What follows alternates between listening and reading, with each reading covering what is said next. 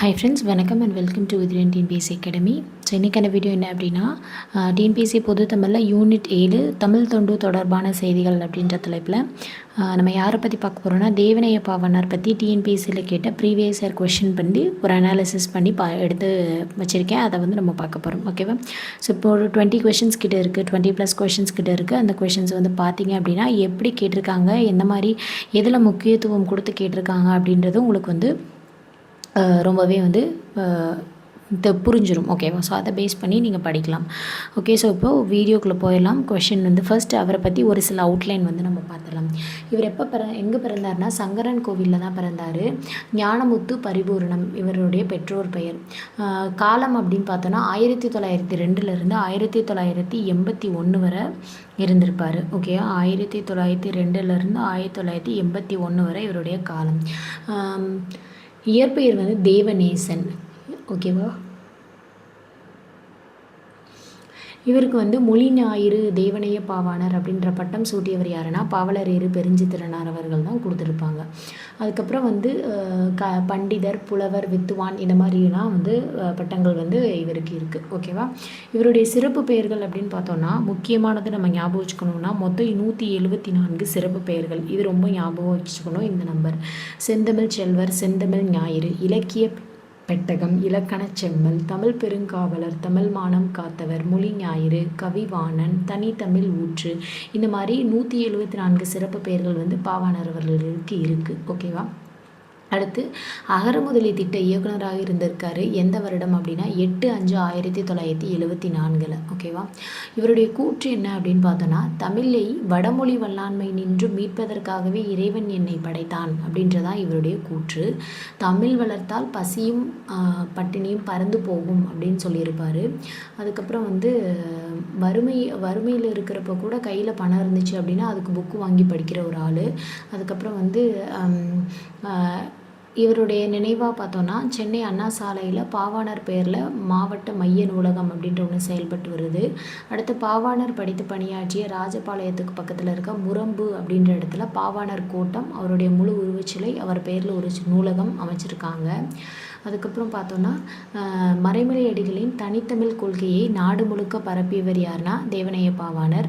தமிழை ஆளன வளர்த்து மாண்புறச் செய்தவர் யாருன்னா, தேவநேய பாவாணர். தமிழே உலக மொழிகளின் தாய் என்ற கொள்கை கொண்டவர் தேவநேய பாவாணர். ஓகேவா? அதுக்கப்புறம் வந்து ஆழமான சொல் ஆராய்ச்சி திறன் கொண்டவர் யாருன்னா, தேவநேய பாவாணர். செந்தமிழ் சொற்பிறப்பு அகரமுதலியை எழுதியவர் யார்? தேவநேய பாவாணர். பாவாணர் தமிழ் மொழிக்கும் நாட்டுக்கும் இடைவிடாத நற்தொண்டாற்றி நம் அனைவரின் நிலையினையும் உயர்த்தியவர். அவருடைய புலமை தெளிவும் துணிவும் மிக்கது அப்படின்னு பாவாணரை பற்றி புகழ்ந்து சொன்னவர் யாருன்னா, அறிஞர் அண்ணா. ஓகேவா? ஸோ இந்த மாதிரி நிறைய இன்ஃபர்மேஷன்ஸ் வந்து இப்போ நம்ம பார்த்துருக்கோம். ஓகே, அடுத்து வந்து வேறு என்ன அப்படின்னா, தன்னோட பணியாற்றிய ஒரு கல்வி நிறுவனத்தில் வந்து ஒரு கருத்து வேறுபாடு உண்டாயிரும். அதனால் என்ன சொல்லுவார்னா, எனக்கு வறுமையும் உண்டு, மனைவி மக்களும் உண்டு, அவற்றோடு மானமும் உண்டு அப்படின்னு ஒரு மன உறுதியாக சொல்லிவிட்டு அந்த இடத்த விட்டு வெளியேறிடுவார். ஓகேவா? அடுத்து வந்து ஒரு டைம் வந்து இவர் பால் வாங்கிட்டு போகிறப்ப ஒரு மிதிவண்டிக்காரர் வந்து இவர் மேலே இடிச்சிடுவார். அப்போ அதனால் அவர் என்ன சொல்லுவார்னா, மன்னிச்சிருங்க அப்படின்னு சொல்லி மன்னிப்பு கேட்பார். அப்போ பாவாணர் சொல்லுவார், மன்னிப்பு என்பது உருது சொல், அதனால் அப்படி சொல்லக்கூடாது, பொறுத்துக்கொள்க அப்படின்றது தான் சரியான தமிழ் சொல், இப்படி தான் சொல்லணும் அப்படின்னு சொல்லி ஒரு திருத்தம் பண்ணி கொடுத்துருப்பாரு. இந்த மாதிரி நிறைய வந்து பண்ணியிருப்பார். இவருடைய படைப்புகள் அப்படின்னு பார்த்தோன்னா, சிறுவர் பாடல் திரட்டு, இயற்றமிழ் இலக்கணம், வடமொழி வரலாறு, உயர்தர கட்டுரை இலக்கணம், தமிழர் மதம், தமிழர் வரலாறு, திராவிடத்தாய், முதல் தாய்மொழி, அதுக்கப்புறம் வந்து மண்ணிலே விண், திருக்குறள் மரபுரை, தமிழ்நாட்டு விளையாட்டுக்கள், தமிழ் இலக்கிய வரலாறு, கட்டுரை வரைவியல், தமிழ் வரலாறு, பழந்தமிழர் ஆட்சி, செந்தமிழ் காஞ்சி, அதுக்கப்புறம் வந்து கடைசியாக இவர் எழுதின படைப்பு அப்படின்னு பார்த்தோன்னா, மாந்தன் தோற்றமும் தமிழர் மரபும் அப்படின்றத இவருடைய கடைசியான படைப்பு. இது மாதிரி மொத்தமாக 43 நூல்கள் வந்து எழுதியிருக்காரு. இதையும் நோட் பண்ணிக்கோங்க. ஓகே, 174 சிறப்பு பெயர்கள், 43 நூல்கள், 20க்கும் மேற்கொண்ட கட்டுரை சொல்லாராய்ச்சி கட்டுரைகள் வந்து நிறைய எழுதியிருக்காரு. ஓகேவா? ஸோ இப்போது அதுக்கப்புறம் இவருக்கான விருதுகள் வந்து நிறைய கிடச்சிருக்கு. செந்தமிழ் ஞாயிறு விருது அப்படின்றது குன்றக்குடி அடிகளார் வந்து கொடுத்துருப்பாரு. வெள்ளிப்பட்டயம் விருது வந்து பெரியார் வந்து கொடுத்துருப்பாரு. ஓகேவா? அதுக்கப்புறம் வந்து தமிழ் பெருங்காவலர் விருது அப்படின்றது மதுரை தமிழ் காப்பு கழகம் வந்து கொடுத்துருப்பாங்க. ஓகேவா? ஸோ இப்போ ஒரு 5 மினிட்ஸ் இவரை பற்றி ஒரு ப்ரீஃப் அவுட்லைன் வந்து நம்ம பார்த்தாச்சு. ஓகேவா? இப்போது நம்ம ப்ரீவியஸ் இயரில் கேட்ட கொஷின்ஸை வச்சு பார்க்கலாம். ஓகேவா? அப்போ உங்களுக்கு ஒரு ஐடியா கிடைக்கும் எப்படியெல்லாம் கேட்டிருக்காங்க அப்படின்னு. ஓகே, ஸோ பாருங்கள். ஃபஸ்ட்டு திருவிக்காவோடது வந்து உரிமை வேட்டல். ஊவேசா என் சரிதம் என் சரித்திரம் அப்படின்னு சொல்லுவாங்க. பரிதிமார் கலைஞர் வந்து ரூபாவதி கலாவதி அப்படின்ற ஒரு ஊமை நாடகம் கிடையாது, ரூபாவதி கலாவதி ஒரு நாடகம். தேவனைய பாவாணரோடது என்ன? மண்ணிலே வின். ஓகேவா? So option A. அடுத்த கொஷின் பாருங்கள். வீரமாமுனிவர் பரமார்த்த குருகதை. கரெக்டு. தேவனைய பாவாணர் தமிழர் திருமணம், இது அவருடைய நூல். கரெக்டு. திருவிக்கா சைவத்திரவு. பெருஞ்சித்திரனார் வந்து தமிழ் சோலைன்னு கொடுத்துருக்காங்க, இது தப்பு. திருவிக்காவோட தான் தமிழ் சோலை. ஸோ இங்கே நமக்கு தேவனைய பாவாணர் வந்து தமிழர் திருமணம் அப்படின்றது அவருடைய இயற்றிய நூல், இது கரெக்டு. அடுத்து தேவனைய பாவாணர் அகர முதலி திட்ட இயக்குநராக பணியாற்றியிருக்கார். கரெக்டு. தமிழ் சொல் ஆராய்ச்சியில் உச்சம் தொட்டவர். கரெக்டு. உலக தமிழ் கழகத்தை நிறுவி இயக்குநராக இருந்தார். கரெக்டு. செந்தமிழ் சொற்பிறப்பியல் அகர முதலி தலைவராகவும் இருந்திருக்காரு. கரெக்டு. ஓகேவா? ஸோ அப்போ எல்லாமே கரெக்டு. 1981 முதல் உலகத்தமிழ்னு போட்டிருக்காங்க. இது முதல் கிடையாது, 5வது உலகத்தமிழ் மாநாடு தான் 1984 நடந்திருக்கும், மதுரையில் நடந்திருக்கும். அதில் மாந்தன் தோற்றமும் தமிழ் மரபும் அப்படின்ற தலைப்பில் சொற்பொழிவாற்றி இருப்பார் 1981. ஓகேவா? ஸோ அப்போ வந்துட்டு 5/1/1981. ஓகே, அதை ஒரு சொற்பொழிவாற்றியவர் யாருன்னா தேவனைய பாவாணர். தேவனைய பாவாணர் எத்தனை நூல்கள் படைத்துள்ளார்? இதை நம்ம பார்த்தோம். 43 நூல்கள், 174 சிறப்பு பெயர்கள், 20க்கும் மேற்பட்ட கட்டுரை ஆராய்ச்சி. தமிழை ஆளன வளர்த்து மாண்புறச் செய்தவர் யார்? தேவனைய பாவாணர். இப்போ கூட நான் சொன்னேன் ஓரலாக சொல்கிறப்ப. மதுரையில் உலக தமிழ் மாநாடு எந்த ஆண்டு நடைபெற்றது? 1981. எம்ஜிஆர் வந்து இதை தலைமையேற்று நடத்தியிருப்பார். பாவாணர் சொற்பிறப்பியல் அகரமுதலி திட்ட இயக்குநராக பணியமர்த்தப்பட்ட ஆண்டு. ஸோ எப்போ வந்து அந்த திட்ட இயக்குநராக வந்து இவர் இது பண்ணியிருப்பார் அப்படின்னு பார்த்தோன்னா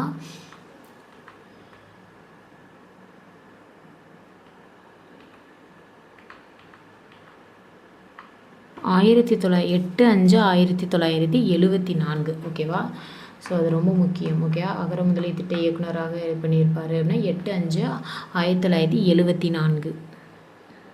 81 வந்து இந்த 5/1/1981 வந்து அந்த மதுரையில் இப்போ கூட பார்த்தோம்ல, ப்ரீவியஸில் ஒரு கொஷின் பார்த்தோம்ல, இந்த பாருங்க 81 தான் மாந்தன் தோற்றமும் தமிழ் மரபும் தலைப்பில் சொற்பொழிவாற்றியிருப்பார். அது 5/1/1981. அதான் இந்த ஆப்ஷன். மன்னிப்பு என்பது என் மொழி சொல். இது நான் சொன்னேன், உருது சொல். மிதிவண்டியில் போகையில் இடிச்சிருவாரா, அப்போ மன்னிச்சுக்க அப்படின்னு சொன்னபோது உருது சொல் அப்படின்னு சொல்லுவார்ல அது. எனக்கு வறுமையும் உண்டு, மனைவி மக்களும் உண்டு, அவற்றோடு மானமும் உண்டு அப்படின்னு சொன்னவர் யார்? பாவாணர். தமிழ் மொழியை வடமொழி வல்லாண்மை நின்று மீட்பதற்காகவே இறைவன் என்னை படைத்தான் அப்படின்னு சொன்னவர் யார்? தேவனைய பாவாணர். 16 செவ்வியல் தன்மைகள் கொண்டது செம்மொழி, அதுவே நம்மொழி அப்படின்னு சொன்னவர் தேவனைய பாவாணர். 16 செவ்வியல் தன்மைகளை கொண்டது செம்மொழி. ஓகே, பாவாணர். 11 செவ்வியல் தன்மைகள் கொண்டது அப்படின்னு சொன்னவர் யாருன்னு கமெண்ட் பண்ணுங்கள் எனக்கு. செந்தமிழ் ஞாயிறு அப்படின்ற சிறப்பு பெயர் இவரோட தான். மொழி ஞாயிறு, செந்தமிழ் ஞாயிறு, இதெல்லாம் இவருடைய சிறப்பு பெயர் தான். கீழ்கண்டனவற்றுள் தேவனைய பாவாணரின் சிறப்புகளில் பொருந்தாததை தேர்ந்தெடுக. ஸோ இவருடைய சிறப்பு பெயர்களில் பாருங்கள், சிறப்பு பெயர்கள் நல்லா படிச்சுக்கணும். அது எத்தனைன்னு கேட்டிருக்காங்க, என்னென்ன பெயர்கள்னு கேட்டிருக்காங்க பாருங்கள். செந்தமிழ் ஞாயிறு இவரோட தான். செந்தமிழ் செல்வர். இலக்கிய செம்மல்னு சொல்லியிருக்காங்க, இலக்கிய செம்மல் கிடையாது, இலக்கண செம்மல், இலக்கிய பெட்டகம், இதான் வந்து இவருடைய பேர். சரி, அப்போ இலக்கிய பெட்டகம் வரும். அடுத்து இலக்கண செம்மல்.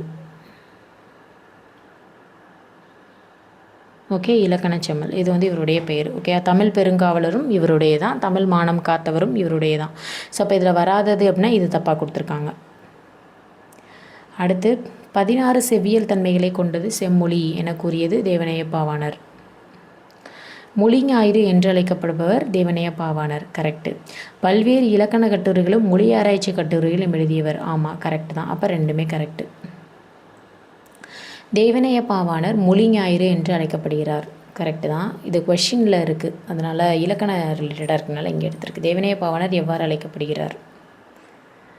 தமிழின் தொன்மையை உலகறியச் செய்தவர் பரிமார் கலைஞர்னு கொடுத்துருக்காங்க. தப்பு. யார்? தமிழின் தொன்மையை உலகறிய செய்தவர் யார்?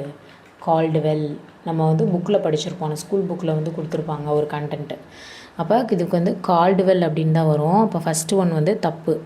தனித்தமிழுக்கு வித்திட்டவர் பரிமார் கலைஞர். இது கரெக்டு. மொழி ஞாயிறு யார்? மறைமொழிகளா? இல்லை, இது தப்பு. மொழி ஞாயிறு தேவனைய பாவாணர். அப்போ 1 3 தப்பு, 2 மட்டும் தான் சரி.